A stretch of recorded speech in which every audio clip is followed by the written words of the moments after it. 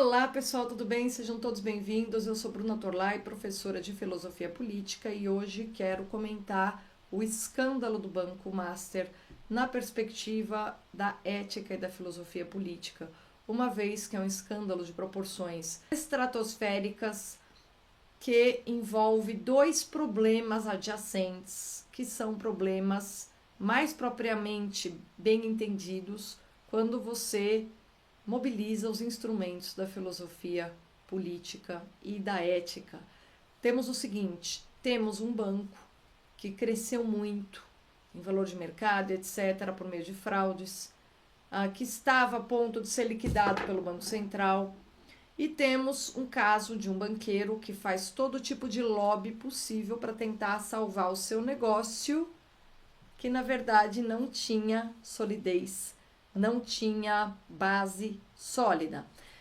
Estamos falando de um negócio de altíssimo valor que envolve uso de lobby no estamento burocrático, ou seja, uso de lobby para com as pessoas que têm poder e estão nos tribunais, na Suprema Corte e etc., para evitar a liquidação por parte do Banco Central. Esse é um aspecto. O escândalo do Banco Master amplia de maneira imensa a desconfiança que nós temos nas instituições, e não é desconfiança nas instituições, porque as instituições não são pessoas em quem nós podemos confiar, mas é a nossa desconfiança nas pessoas que exercem poder por meio das instituições que simbolizam o estamento burocrático, que é a base do ordenamento político no Brasil, tá? Então a gente vive uma crise institucional. Ontem fez 3 anos do 8 de janeiro. O 8 de janeiro foi realmente uma balbúrdia pública que levou o STF, sobretudo a pessoa do Alexandre de Moraes, a enclausurar pessoas que não cometeram crimes. As consequências do 8 de janeiro e as narrativas que se proliferaram a partir do 8 de janeiro foram muito mal recebidas pela população, por parte significativa da população, porque a gente percebeu que era animosidade política entre grupos que pensam diferente na sociedade que estavam no primeiro plano, e não fatos reais, né? As pessoas do 8 de janeiro queriam mesmo, muitas que estavam lá, queriam mesmo a dissolução do estamento burocrático, queriam, mas não tinham meios para fazer isso. Então, falar de golpe de Estado beira o ridículo, porque elas não tinham meios para fazê-lo. E quando você não tem meios para fazer algo, ser acusado de tê-lo feito beira o ridículo, tá? Mas nós temos aí o ministro do STF, que se diz o protetor da democracia, que se diz o homem que quer salvar a respeitabilidade das instituições, e justamente ele está envolvido nessa suspeita de lobby por parte do Banco Master.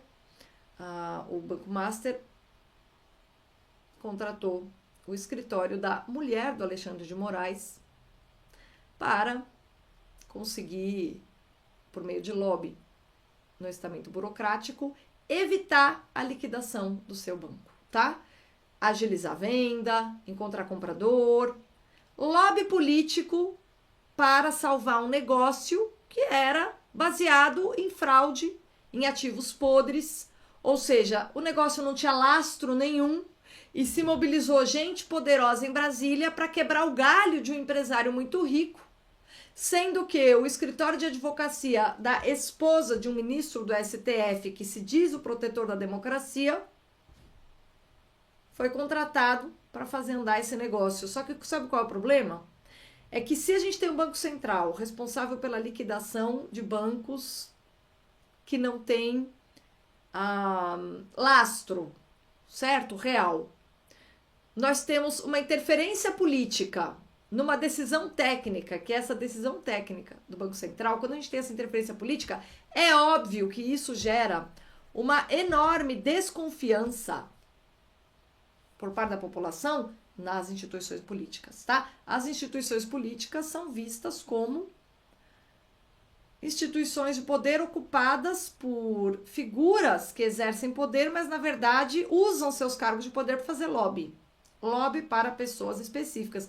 Enquanto na fachada estão interferindo politicamente numa rixa entre grupos políticos distintos que disputam as eleições no Brasil. Então, o escândalo do Banco Master precisa ser analisado do ponto de vista da filosofia, porque política, espaço público, envolve confiabilidade.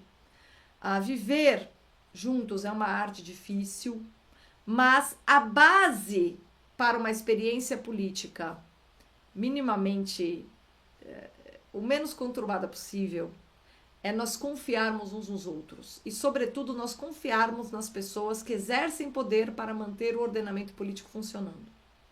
Bem, essas pessoas que estão no estamento burocrático estão fazendo lobby em troca de dinheiro, em troca de enriquecimento pessoal, para um poderoso aí, que na verdade não tem o lastro para operar como ele operava, razão pela qual o Banco Central liquidaria seu negócio, tá? E a gente tem uma interferência de pessoas que estão no poder, que estão agindo em última instância contra o interesse das pessoas que cooperam numa mesma comunidade, ou seja, dos membros de uma comunidade política.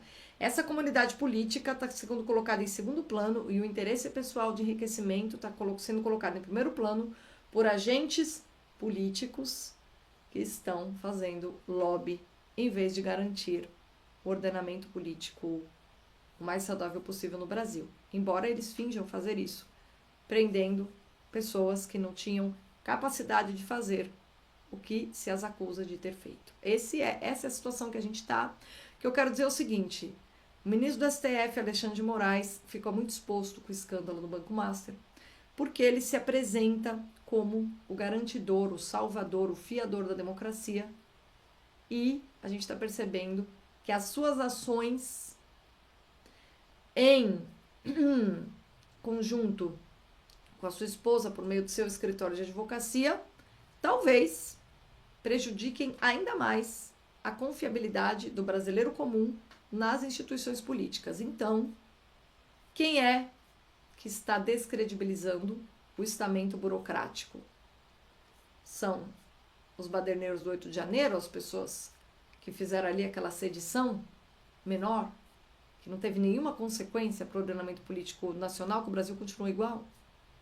São aquelas pessoas ou são os poderosos de Brasília que ficam fazendo lobby enquanto instituições sólidas como o Banco Central estão fazendo seu trabalho, né? É um assunto bem delicado. Mas tem uma segunda dimensão o escândalo do Banco Master. Já se provou, já está girando aí na mídia. A Malu Gaspar, que é a jornalista que tem a maior responsabilidade por trazer à luz, por trazer à tona todos os detalhes do enorme escândalo do Banco Master, trouxe à tona também a informação de que influenciadores, tanto à direita quanto à esquerda, eu acho que ela sublinhou um pouco mais os de direita, porque foi um influenciador de direita que a procurou. Mas nós vimos em outros jornais uma listagem por meio de busca nas redes sociais de influenciadores. Temos influenciadores à direita e à esquerda que fizeram o seguinte negócio, aparentemente, com o Banco Master. Em troca de um valor monetário expressivo, alto, tentaram manipular, influenciar a opinião pública de forma a retardar a liquidação do Banco Master por parte do Banco Central. Ou seja, basicamente fizeram vídeos coordenados em datas parecidas, apontando sua surpresa com a rapidez com que o Banco Central estava liquidando um banco que, sendo que, na verdade, esse processo está girando há um tempão. Essa liquidação do Banco Master está rolando há muito tempo, certo? E não é um negócio que foi feito da noite para o dia. Portanto, eles estavam veiculando uma informação que foi passada para eles num roteirinho, tá? Passaram para eles um roteiro, tanto para influenciadores à direita quanto influenciadores à esquerda, que lidam com públicos diferentes. Ele pagou influenciadores das duas alas desta nossa cisão política, da cisão política que todos nós vivemos, pagou-se influenciadores que falam para as duas alas, para que eles transmitissem ao seu público o mesmo roteirinho. E a gente observa que a fonte usada é a mesma, o roteiro é o mesmo, a mensagem é a mesma, as conclusões a que os influenciadores, movidos pela liberdade de opinião, chegaram, são as mesmas, que curioso, né? Então, obviamente, dá para ver muito claramente que é uma ação coordenada. E havia contratos de sigilo, etc. Isso também traz à tona um outro ponto que a filosofia ajuda a compreender melhor do que outras áreas, razão pela qual eu evoco esse assunto aqui no meu canal. Quando a gente fala de política, não se trata apenas da confiabilidade entre povo e pessoas que, por meio das instituições, mantêm o ordenamento político. Não. Antes de mais nada, trata-se da relação de confiança que temos uns com os outros no espaço público. E influenciadores são pessoas, como eu estou fazendo agora, que se colocam no espaço público e falam a todos aqueles dispostos a ouvi-los algo com a intenção de manifestar uma opinião que possa ajudar o próximo a rever sua opinião, ou pensar melhor um assunto, ou prestar atenção a algo a que ele não havia prestado antes. O espaço público é onde a política acontece.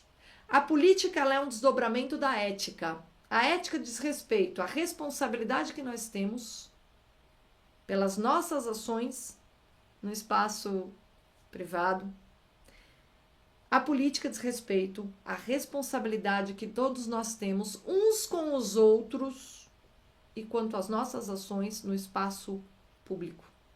Por isso, por exemplo, que o Código Penal, certo? O Código Penal é um componente fundamental de qualquer estrutura política. Não existe ordenamento político sem um Código Penal. É aquele código que explica o que vai acontecer, qual é a responsabilidade, quais são as consequências que deverão ser assumidas por pessoas se elas tiverem esses ou aqueles atos prejudiciais no espaço público. Quando você prejudica o próximo no espaço público, quais são as consequências que você deverá enfrentar, certo? Portanto, é extremamente grave. Os detalhes todos em torno do escândalo do Banco Master são extremamente graves e nos obrigam a enfrentar a situação de diferentes pontos de vista. Os canais que se dedicam a Banco Central, controle monetário, o quão prejudicial é um banco sem lastro operar, não ser liquidado, esses canais conduzidos por pessoas com conhecimento técnico, muito além de filosófico, mas conhecimento técnico de economia, têm feito um grande trabalho em explicar a magnitude do escândalo do ponto de vista econômico, mas eu aqui não tenho essas competências. Contudo, faço questão de analisar o quão grave é esse escândalo do ponto de vista ético e político. Ético e político vale para os dois, para os figurões do estamento burocrático, para os agentes políticos e figurões do judiciário envolvidos, e também para os influenciadores que aceitaram em troca de dinheiro, benefício privado, vender a sua credibilidade para auxiliar um empresário que está querendo retardar as consequências que ele deve assumir por não ter sido consistente, para não usar outra palavra, nos seus negócios. Ou seja, ele não cooperou nessa comunidade política, que é a nossa, da forma como ele deveria, seguindo as regras que ele deveria. Ele deu uma trapaceada e agora o seu negócio sofre as devidas consequências, tá? Mas nós temos agentes da República, inúmeros nomes justamente importantes no governo Lula, envolvidos nesta quebra de galho para o dono do Banco Master. Por isso, esse é o assunto que está em primeiro lugar nas manchetes, nos jornais, nos comentários. Não tem como nós ignorarmos esse escândalo.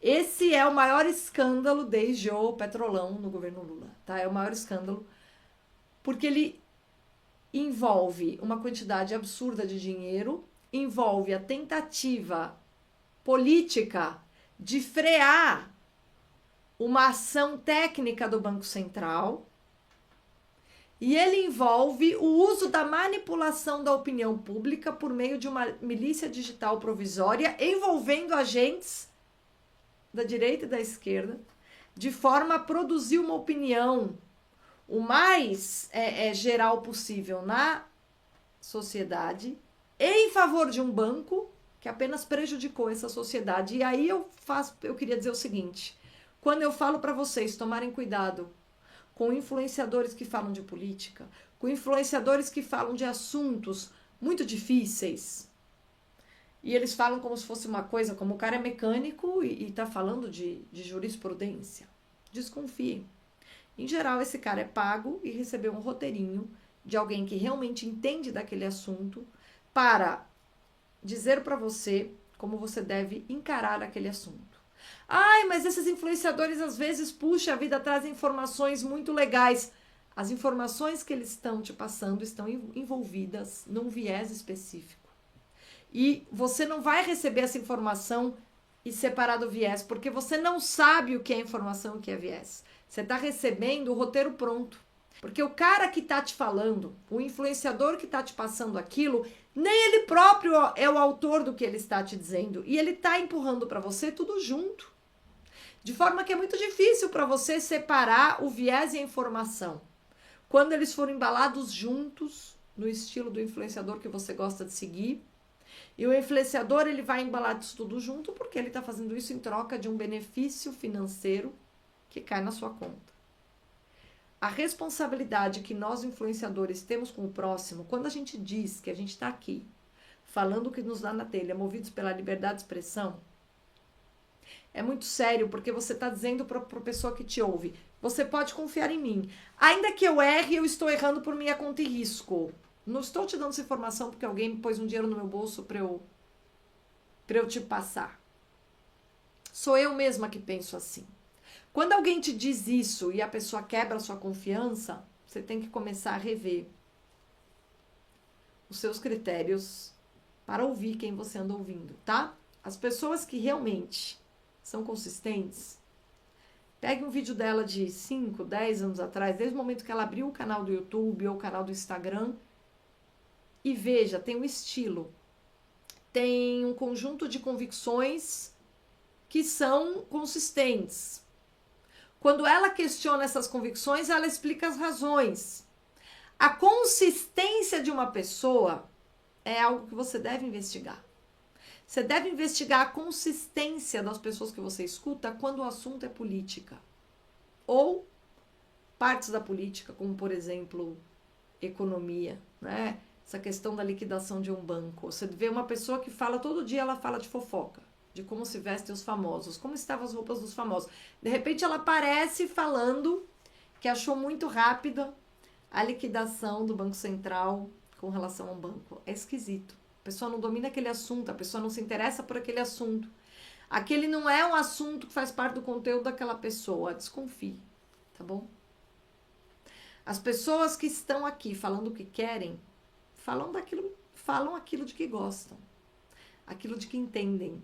Uma pessoa que é capaz de falar tudo, uma pessoa que é capaz de, sendo mecânico num outro país, de repente está falando para você sobre jurisprudência, te entregando dossiês completos sobre de que forma você deve entender uma questão jurídica, desconfie. Quanto tempo essa pessoa estudou para ter formado essa opinião? Olha, se ela não estudou o suficiente, essa opinião não é dela, tá? Então, a milícia digital foi algo criado pelo PT na época do governo Dilma. Eu conheci pessoas que viviam disso, tá? Todos nós aqui é muito difícil que alguém tenha conhecido, porque o PT investiu muito pesadamente nisso. Pagava pessoas para ficarem na internet ou discutindo em comentários para parecer que era orgânico, ou blogueiros mesmo. Então o PT inventou a milícia digital, a direita valeu-se desse expediente também, tá? No meio conservador, tem muitas pessoas que falam o que falam conforme elas são contratadas para fazê-lo, isso existe também.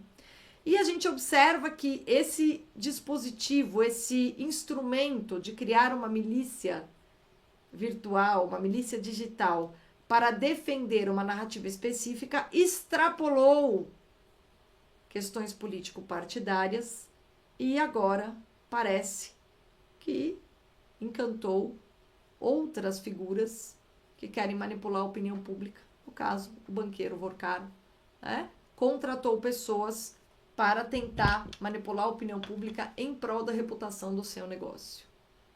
Sendo que é tudo uma mentira, porque o seu banco está sendo liquidado pelo Banco Central porque não tem lastro, ponto final. E não adianta intervenção política, não adianta influenciadores tentarem fazer as pessoas pararem tudo que estão fazendo e não acreditarem no jornalismo, e sim no roteirinho que elas receberam para proferir, né? É uma quebra de confiança geral. Influenciadores estão sendo irresponsáveis, todos os influenciadores que pegaram dinheiro, desde a Gabriela Prioli até ali os irmãos Dias, pelo que se diz, né?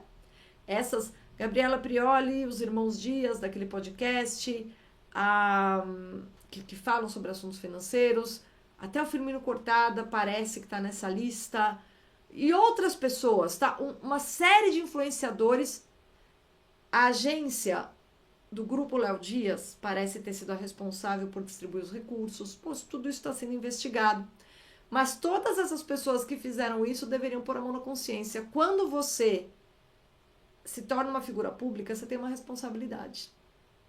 Você tem uma responsabilidade. E quando você falta com essa responsabilidade, isso gera uma quebra de confiança entre você e seu público. E essa quebra de confiança, em escala micro, é o que todos nós brasileiros vivemos com o Estado brasileiro.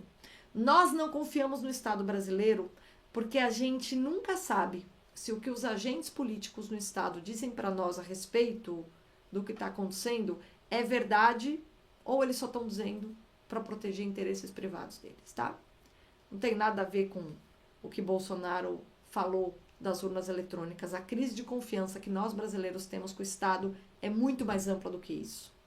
O Bolsonaro é um bode expiatório, Flávio Gordon, o mais brilhante intelectual da direita, o mais brilhante, repito, sem medo de errar, o intelectual conservador mais brilhante em atividade, escreveu um texto magnífico, que me foi enviado por um amigo, magnífico, explicando, com base num texto do Rui Castro, em que ele dizia que ele quer o Bolsonaro sofrer na prisão, falou, nossa, olha só, o Bolsonaro é o bode expiatório de uma série de pessoas ressentidas aí, que mimeticamente agem como aquelas figuras, agem como pessoas que de repente um atirou uma pedra, sai todo mundo atirando, sem saber se a pessoa que está tomando pedra é inocente.